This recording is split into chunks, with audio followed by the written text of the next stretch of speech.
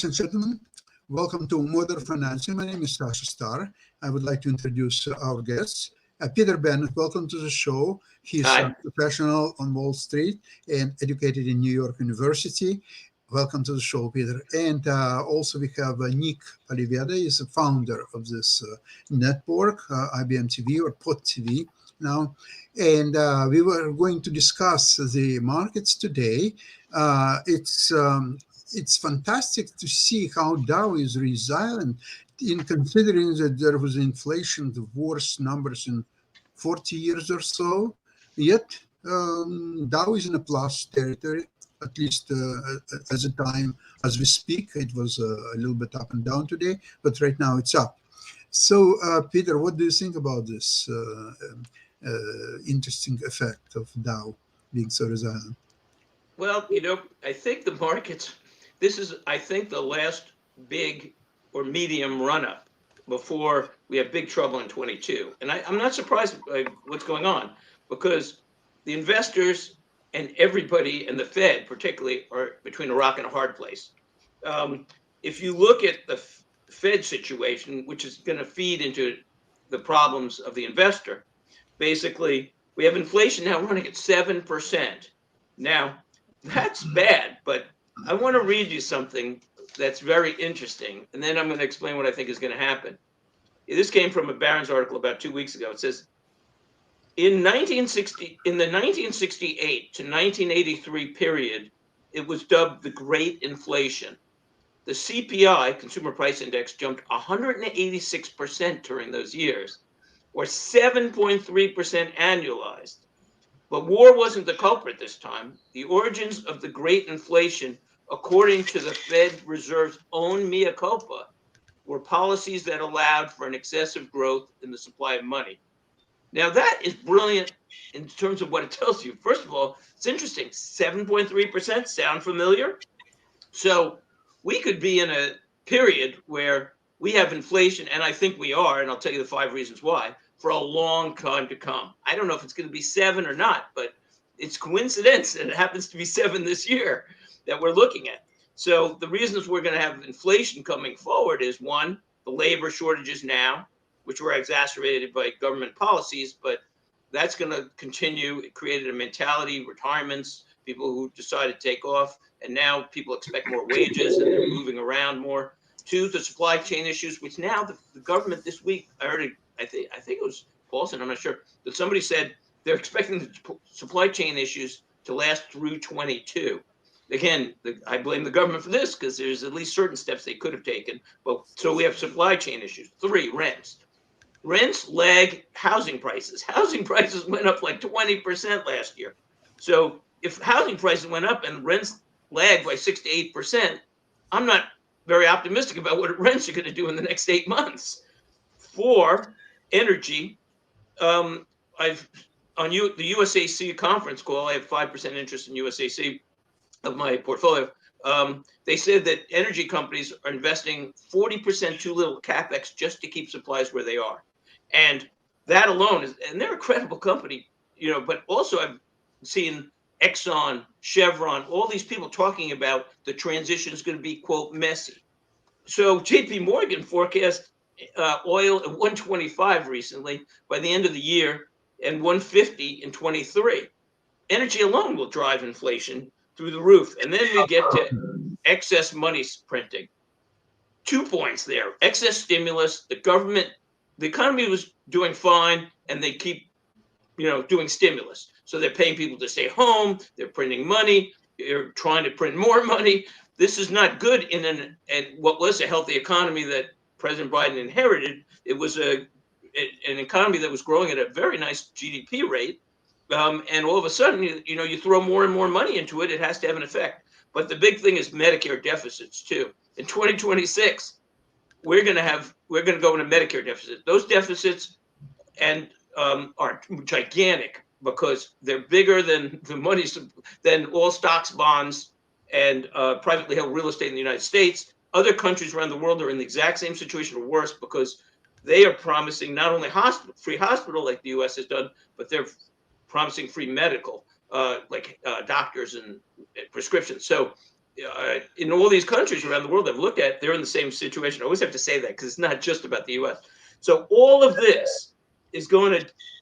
So we're going to have this first wave of inflation, and then by the next few years, every year we're getting closer and closer to where the government's not collecting the money. They have to put out the money. They can't tax enough. They can try to tax a bit. There's not enough money in the world to pay for what they promised people and have underfunded. So we're in bad inflation. We're facing inflation, and it's going to really hurt retirees. So if you're only two last points that I'll let one of you take over. One, what do? If you're an investor, well, you have to try to get some decent returns with the yield still almost at zero. Their term was yield desert. Where are you going to put your money? So you try for the stock market, especially. And the other point is, what do you actually do? And dividend stocks to me is fabulous because you can lock in life income, energy stocks. And I'm going to save it for just a little later, but I found the best roadmap I've ever seen, possibly, very arguably, for what to do in inflation, like where to put your money. It's a brilliant sheet, and I'm going to show it to you in the show. Yes, we'll come later to that.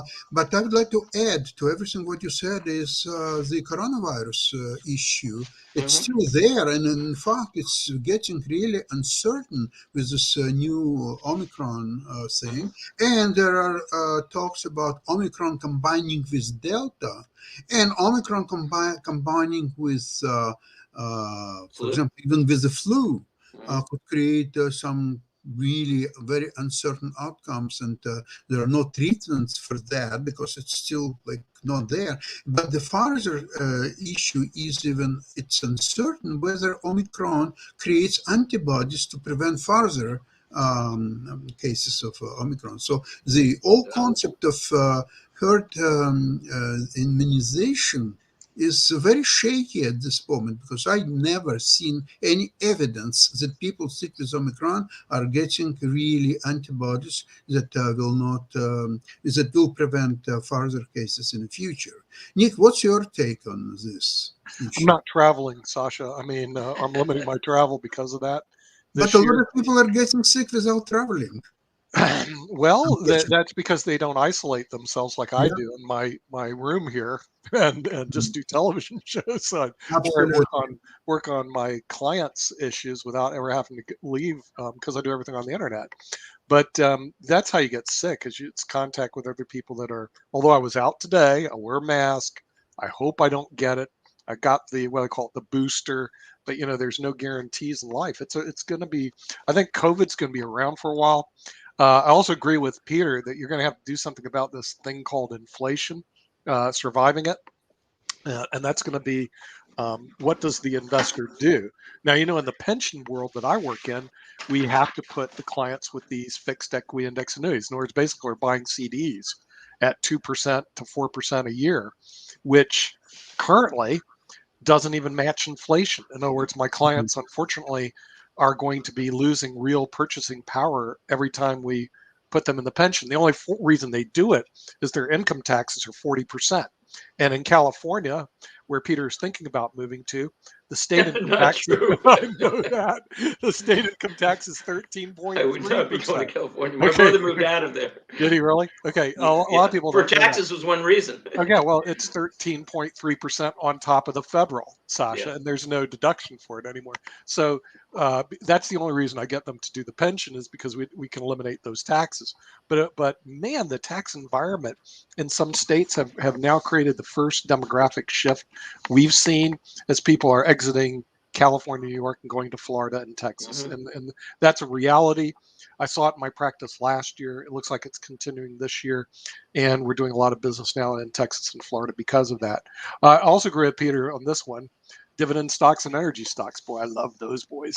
That's the great thing about this show is the dividend stocks, because if you're a preservation of capital person like you are, Sasha, or a senior guy like me, not a junior guy like you, the last thing in the world you want to do is lose your capital. So the dividend stocks, the high quality stocks are certainly the way to go.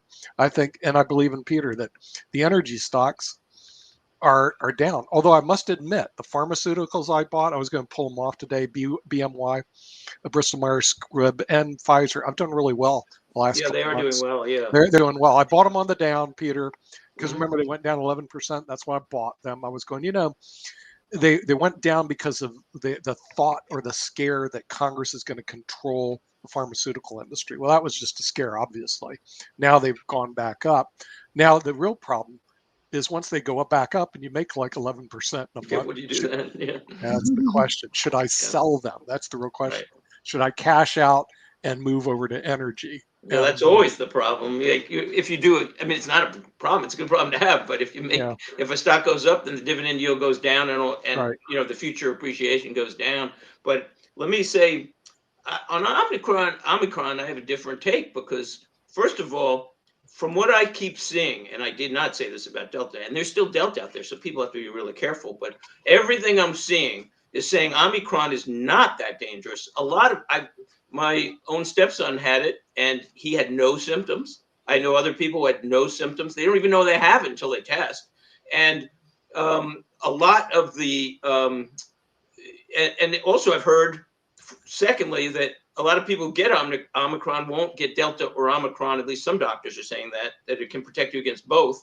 And most importantly, in South Africa, I saw a study which of where it developed was first discovered, and in the cities where it was first discovered, it is crashing in terms of the numbers of cases. The hospitalizations went down in half. I don't know if it was 2 weeks or 4 weeks or whatever it was, but because it's because everybody's getting it. Basically, everybody on half of the people I know have it. But as people get it, if it's going to immunize people, that follows the history of these viruses, which is 3 to 4 waves. The Spanish flu, 3 to 4 waves. Every SARS, all these things, they mutate in 3 to 4 waves. This is the fourth wave. So hopefully, this is the end. Hopefully, in 1 to 3 months, this less toxic but more contagious virus, which is the pattern of the fourth wave, will now dissipate, spread through everybody, but it won't hurt anybody, and hopefully it'll disappear like all these other viruses. Listen, we've had SARS, we've had so many different waves. We've had coronavirus before. This is not the first coronavirus. Peter, And Spanish flu. So hopefully it'll all be gone in 3 or 4 months because I'd like to travel again. Yeah, Yeah. There is only one problem. For example, yesterday in province of Quebec in Canada, and today I already heard it will be spread to all other provinces.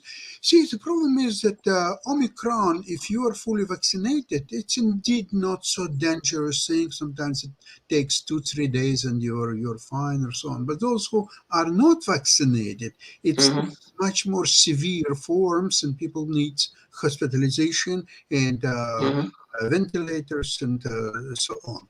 So, for example, the latest statistics on Quebec was that there are, believe it or not, vaccinated people are 87.5%. So unvaccinated is only 12.5%. Yet, that's great. Yeah, hold on. This 12.5%, they're taking 33% of hospital beds. All right.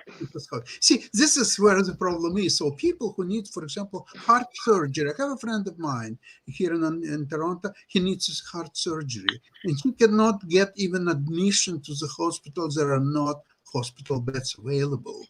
So this is the problem that unvaccinated people, who of course are freedom lovers and all that stuff. So Quebec yesterday put a new health tax on unvaccinated people. Oh, wow. Yeah, they will have to pay, starting from February, approximately $500 per month per person. Wow. And so this way. That's a big tax. Yeah, it's a health tax on unvaccinated people. Now, yeah, it's not unreasonable. It's difficult to I mean, people who are, it's heavy punishment. Family afford it's $2,000. not every family can afford that. On the other hand, there is a punishment of people who need a heart surgery or other elective surgeries. They cannot get the beds because the unvaccinated people are taking disproportionately large space Right. hospital beds available. So it's give and take. It's very uncertain. Like Nick said, he needs to listen Well, to hopefully in two, both like you sides. said, hopefully this will all go away in 2 to 4 And, months. Let's and hope it, yeah, so. it's Absolutely. is possible It's because quite they saw possible, that although it's not certain at all, of in course. South Africa. And in 2 or 3 months, if everything works out, we're going to be on Roku. Got the approval to move everything to Nice. Roku, and they said they gave a couple comments. Number one, they said you got to play more commercials. Number two, keep it to 30 minutes. I'll go ahead and play a commercial, but it's up So to maybe let's you and do it Sasha to do now. it 30 Keep it to minutes. 30 minutes? Yeah, that's what they told me. Anyway, here Oh comes my the commercial. God.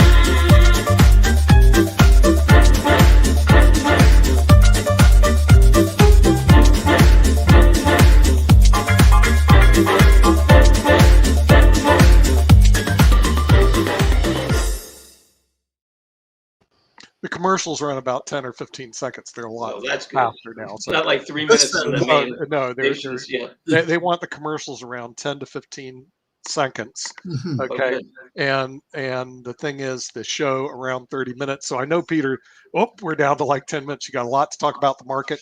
And what Let me happened? show you this. This Yeah, is amazing. that's one here. I don't know if I could. You know when you do these charts, Peter, Yeah, you can actually I send know them this. to me on a PowerPoint, and I should do that.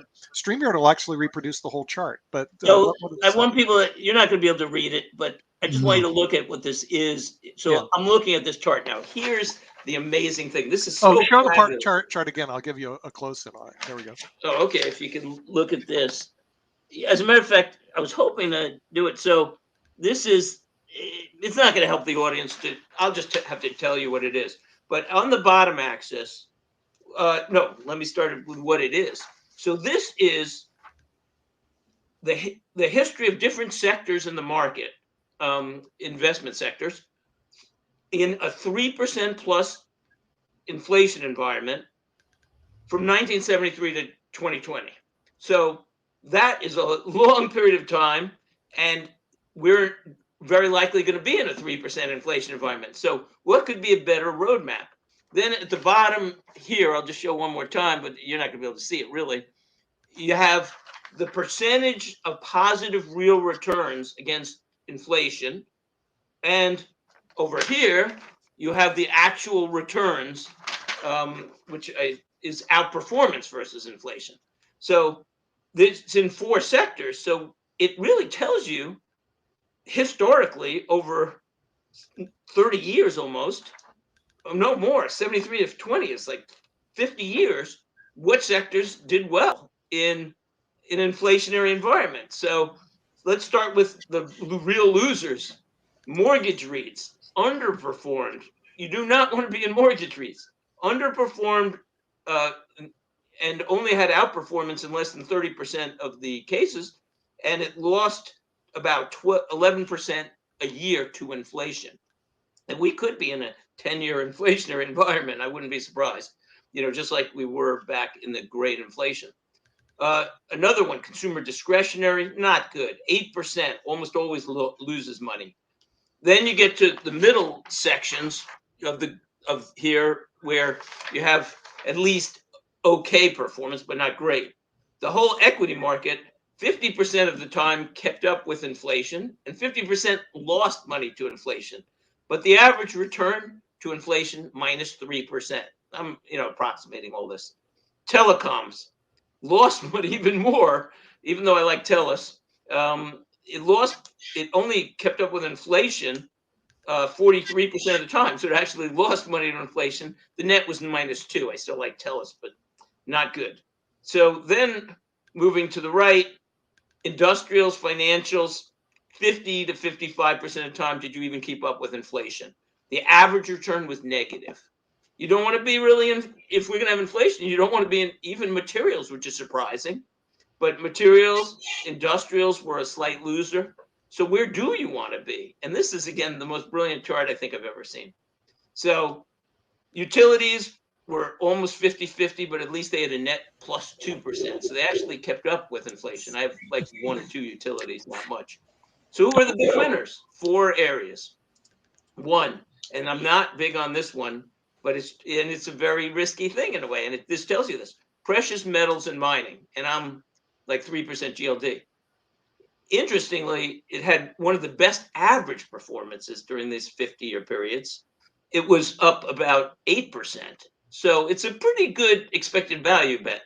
But it was only positive against inflation about 47%. So this tells you it's very risky in precious metals and mining, because you could wind up negative, you could wind up positive against inflation. It's not a terrible place to be, but it's still not my preferred.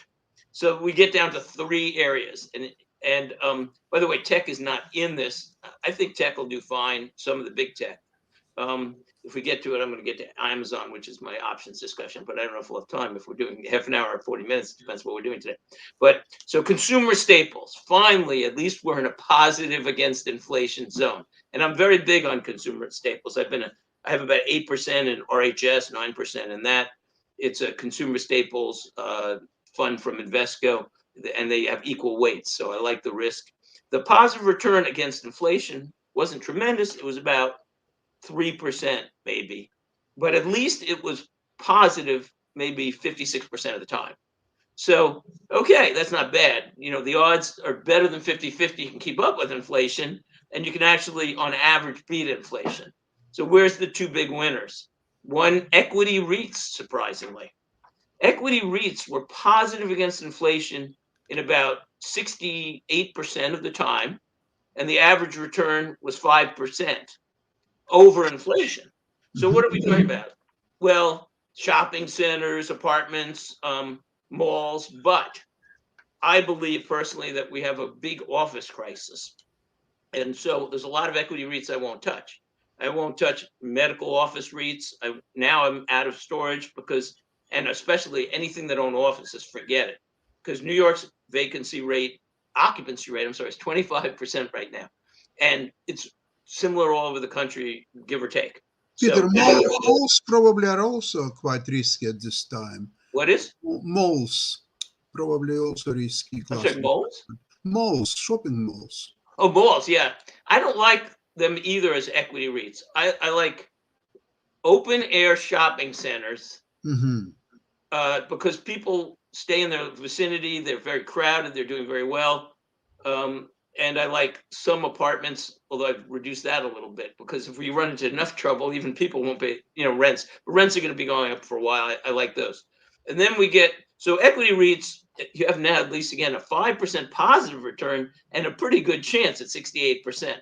Now we get to number 1, what I've been talking about for over a year. And now the market's starting to finally catching on, energy. So energy was positive against inflation roughly 72% of the time. So it's a pretty good bet, but even that's not guaranteed against inflation, because you could have huge inflation over time, but at least that gives you a good chance to keep it up. And the average return was much higher than anything except for precious metals, which is like very more risky. But with 72% of the time being positive against inflation, the average return was about 9% over inflation per year. So you better have some energy, because if, as part of a balanced portfolio, but that's my biggest allocation for a long time, and it's doing tremendously. It was also, by the way, as a footnote, the number 1 performer last year. The returns were phenomenal on energy. Last year, energy was up 47%, energy stocks. Real estate, coincidentally, 42%, and tech, 33%. The 3 sectors that I love happen to be this very similar, except for tech isn't covered on this chart. But this is where people better hunker down into and watch. I think the whole market, I wouldn't touch most stuff now. Yeah. Thank you so much for this very useful information. I think the still high-paying dividend stocks, of course, this has always been a core of any meaningful portfolio. I think it applies both to you, to me, probably Nick as well. And I think that's still the place to be. I'm surprised that what's amid it is health stocks, pharma stocks. Remember, I recommended ABBY about a couple of months ago. It was $115. At the time, it's now almost 140, and it's paying very high dividends as well. Yeah. To me, Pfizer is a very promising situation, although its dividend, of course, less than it was. But still, now interesting. I believe that it's a $75 stock because their treatments of coronavirus are second to none, and they have several other drugs that are being very successful and profitable. So I would think that this year they will either raise dividend rate or they will start buying back their shares, or both. I think. Now, interestingly enough, remember a long time ago I recommended Walgreens. Oh, yeah. Now they're still paying for some 4.3% dividends, although it was much more several months ago. But interesting enough, the part of their business is also Boots. It's health stores in England. And now there is a takeover bid is being prepared for this, which will generate up to probably 10 and some estimation $12 billion for Walgreens, which will allow them to concentrate even more on their U.S. business, which will allow them also to raise dividends or buy back stock, both or so on. So I think Walgreens potentially could be $75 stock. I still keep it. I didn't add to my position in it, but there are some, obviously, some excitement being generated there. Mm, Now, these dreadful tobacco stores are still doing tobacco stocks are doing well. Both I have the Altria Group, Oh, which is about $50 stock, paying 7.5% dividends, and BTI, British American Tobacco, which is paying close to 8% dividends and keep rising, believe it or not, in this environment. So I always look for excuse to unload at least one of the stocks or maybe both, but, but I can't convince myself to do it while both stocks keep rising and dividends are there. They can only even increase this year. So I don't know. I always feel sort of guilty for holding the stocks, but they're doing I fantastic. know. That's why I didn't buy those. I'm not even sure about them, but you know what? RHS owns some, so I own indirectly. You know, I would have owned RHS with or without it, so I own a little bit. There's some Yeah. of the stocks in there of the 33 they own, so I like that anyway. But and Walgreens, you know, there's certain stocks that are like in my mind battleground stocks. You know what I mean? It's like I'm torn. You know, Walgreens might be one of them, and then again the pharma. I'm a 1/4% in THQ, I think it is. It's a or yeah, I believe it's THQ. It's just it's a fund because I don't know because I'm, you know, in terms of pharma, I'm concerned that the government at some point, as they're under pressure, especially in the next few years from Medicare, as these prices go, you know, the deficits go worse and worse because of these unfunded liabilities, that they're going to start looking to the drug companies and saying, okay, you know what, we're going to, you know, first of all, stop, you know, letting you, you know, not Dictate negotiate. terms. We're going to tell Yeah. you how much we're going to pay. Now, that's going to hurt the American consumer indirectly because the drug companies are going to turn around and say, okay, fine, you tell us, and we're going to stop developing drugs as much. So they'll probably do fine. But just like the oil companies are saying, you know what, you're telling us we're not going to be around in 20 years. We're not going to invest as much. We'll start buying back shares and paying out dividends because, you know, that's what you're telling us the future is. Well, the drug companies will adjust. That's, you know, what they which should will do. make the oil companies even more valuable because if they don't spend so Oh much yeah. money in capex, Well, and that's why they keep going up because you're right. They're not over investing as they have historically and cyclically in the past. They're under investing now, and they're going to keep on doing it. So, man, this is going to affect the future next, you know, probably maybe decade. Maybe it'll be like that great inflationary period. I wouldn't be surprised. It may not be 7. Maybe we'll have 5. Maybe we'll have 3, or maybe we'll have even higher. with all these factors all heading towards inflation, it's going to create a new mindset too. People are going to be like, I need a 5% raise, or I need a 7% raise, or I'm going to lose money every year. I need a 9% raise to get ahead of inflation. So interesting about energy. About 2 months ago, when Enbridge had run to $42 a share, and I decided to unload it. I had a fairly large position. I just sold it, and guess what? When it went down to $37, I bought it back. Oh, that I love doing that stuff. $42, and I'm not sure, but I think this time I'm going to keep it because we're past the 30-minute mark, and also Roku said this, Peter. When you have charts, if you can send them to me either on a PowerPoint or especially, the system allows us to unload the PowerPoint. They wanted more charts. Their things was keep it at 30 minutes and add more charts. Can I send you a copy of a chart? Like if I scan it? Or you can either do that or send it in a PowerPoint. Okay, because Either way, I should be able to. A lot of times I'm clipping them out of articles. I don't have to. Oh, really? Okay. Yeah, if you can scan it and send it, then this way I can post it up. You know what? I would show this again. This thing that I was talking about is the most valuable roadmap I've ever seen in terms of where we're probably going in the future. Maybe I'll send you a scan. Yeah, if there's a way you can scan and send it, then I can post it. But and then it tells you. I mean, look, 50 years of history, and it's telling you what sectors did well. The odds are that will be the future. Yeah, that'd be very good for our listeners, because they said keep it 30 minutes and add more charts and graphs. But you remember, the past performance doesn't guarantee. No, it doesn't. Oh, I know that. But see, if you're not selling securities, which none of us are securities licensed, we can say what we want basically. Exactly. Up to a point, right? Yeah. But if I can diversification is the only free ticket. I know. I can't get securities. I've talked to all my securities guys, and I've tried to get them on, Sasha.